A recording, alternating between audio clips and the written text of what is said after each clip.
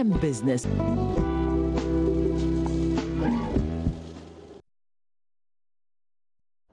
What would you do with 50,000 Ghana cedis if you have an innovative idea?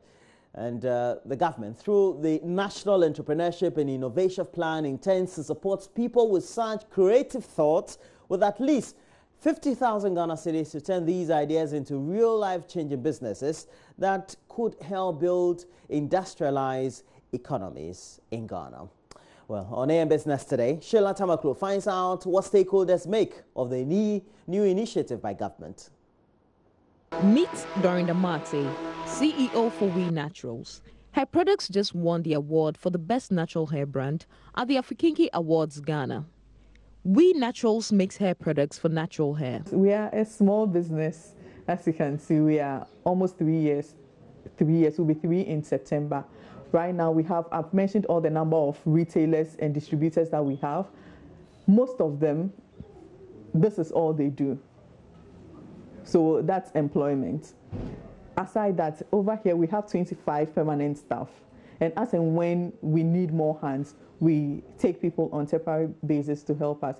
All these people are getting employment through here. So imagine if we have 10 of We Naturals growing, and we are going to drive the economy. The harsh reality in Ghana is that starting a business is extremely difficult.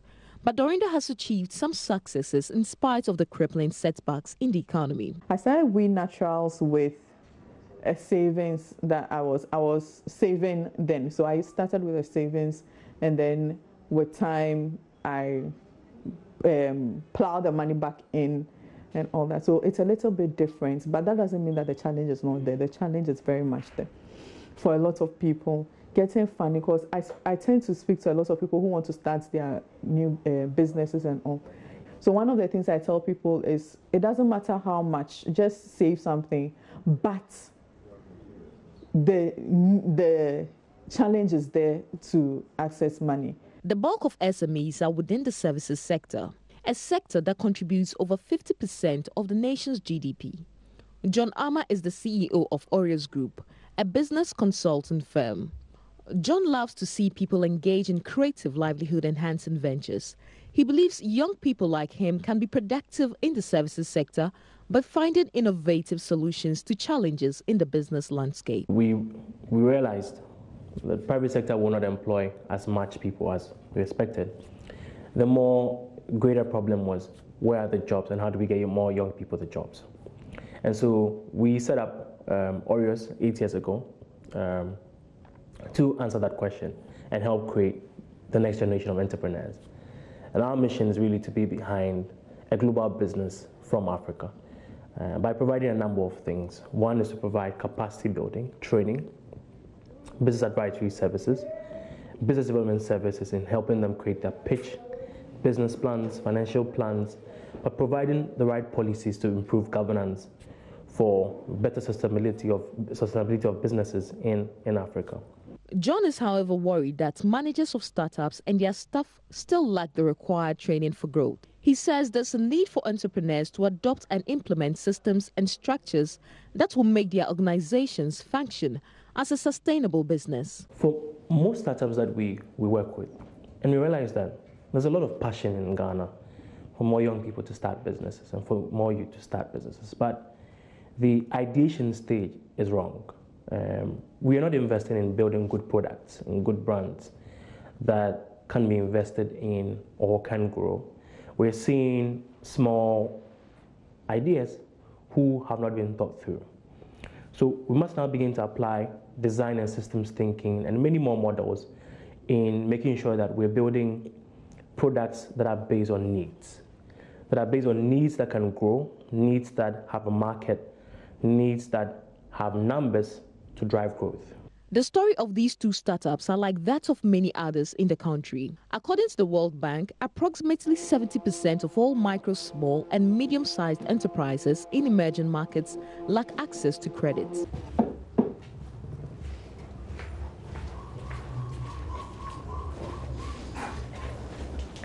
In Ghana, about 90% of businesses that are registered are micro, small and medium-scale enterprises.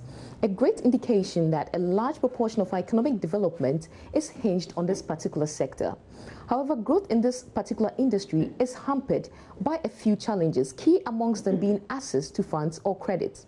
When it comes to launching an initiative by a small or medium enterprise, it comes down to funds from their savings or borrowings from friends and families. The National Entrepreneurship and Innovation Plan, NEIP, is a policy initiative of the government with the goal of providing support for startups and small businesses. The ultimate aim of NEIP is to enable entrepreneurs, empower innovation and accelerate job creation for Ghana's teeming unemployed youth. The objective is to roll out incubation programs for startups and also to empower small businesses to scale up. So basically the implementation is the next stage. In business we call something equity, and government is saying that they need help to help young people find jobs, and that they are ready and have an equity of $10 million. So we have to scale that $10 million to $100 million by telling our development partners and corporations and other private sector interest groups to come on board to also contribute towards the vision, so that we are hoping that in the next few years we'll be able to scale up that $10 million to $100 million. So what does this mean for the community of entrepreneurs in Ghana? I think, things like tax breaks, support services that are free or somehow discounted for the benefit of entrepreneurs would help a lot. The key challenge is obviously support and funding for entrepreneurs. That's the key. Those are the two main complaints that entrepreneurs have. So anything they can do to assist with incubating them and accelerating them to get to the next stage of growth would be helpful, really. It's come at a time when I think we're in an era where the business is the watchword of the government, and everybody is anxious to see how SMEs can play their role. So its timing is good, and I expect that sooner rather than later, the structures and how it can be disbursed and for what purpose can come out as quickly as possible. John and Dorinda are quite hopeful that the government's innovative plan will transform businesses. They are, however, quick to recognize that without proper monitoring, the government's vision of introducing the NEIP may not be achieved. Every ecosystem that we have studied as a startup thrives based on a plan. And if government and Ghana wants to promote entrepreneurship, it must not be in isolation. We must have a plan that determines where we want to get to. So for the president to actually launch such a plan, we're excited about it. And we expect that such a plan would focus on key areas of growth within an ecosystem. I'm not excited yet because we've had similar funds in the past that didn't quite you had to go through a lot, you had to know somebody, there were challenges in disbursing the funds to the right people. So I'm not excited yet. I would be super excited when I start seeing that people who really deserve it, people who have good plans, people who have the support, people who are ready, willing, and are passionate about their business, with the right documents, the right business plan and everything, do get these funds. That way, a lot of people will be able to benefit from it. If that happens, then yes, it's going to be a very good thing for us all. So how much of this am I? 320. Okay. Read them first. That's okay. It's okay. Okay. Yeah.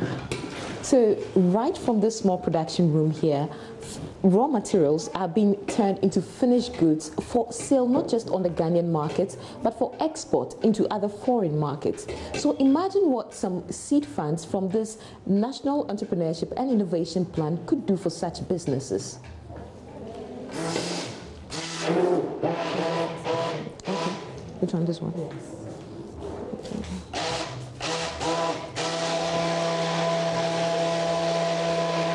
The SME sector is currently expanding at a high rate and requires proper structuring and financing. It's expected that this will shore up their competitiveness in foreign markets. We will roll out the details of how to apply. there will be public announcement in the media and publications about when people can put in their proposals. Now there are also going to be consultants on how these proposals are assessed, and then people will then be put through the various training and programs on the various incubation stages, various stages of training, and those who are already in and that have to be skilled up also will have a different program that the consultants will take them through. At the end of the training, if you are certified and approved by the consultants that you are skilled enough to be an entrepreneur, then you qualify for financial support under the Youth Enterprise Fund. It's going to be minimum of 50,000. So the skill depends on what the individual, 50,000 Ghana cedis. So the skill depends on what program you will propose, and then the impact you want to make and its effect on mass employment creation and all that. So it depends on your business plan and your financial requirement and the feasibility, viability of the project. In spite of the opportunity that NEIP program presents to startups across the country, stakeholders say it is critical that proper structures are put in place to make the whole initiative worthwhile. I think the key thing really is the background of the delivery partner. And the independence of the delivery partner, and the follow-up to that, the monitoring and the evaluation of those who are selected. And of course, going back to the beginning, the criteria. Are we funding ideas, or are we funding viable businesses that have proved themselves, they've gained some traction, have some revenue, some customers to show, and then wish to get to the next stage of development and growth? So I think those are the key things we need to be looking out for. A lot of the times you have funds that are established, but the way it's dispersed is through existing structures. So either the banks, it's given to banks, and then the banks are supposed to disperse. What then happens is that the banks apply their typical criteria for lending to the use of these funds. And when that happens, its effectiveness, I think, becomes a bit narrow.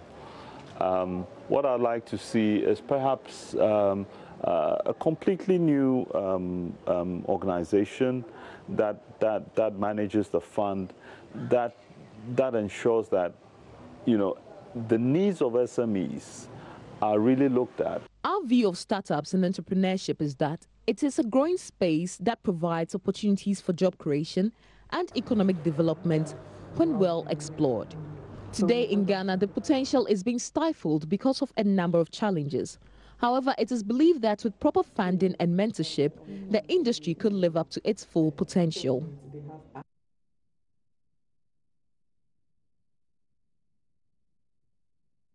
And we have to thank Sheila Tamaklo and her team for that great story about the new initiative by the Akufo-Addo-led government to make sure that at least 50,000 Ghana cedis is given to somebody who can bring out a new business innovatively to develop our country. But that'll be it for AM Business.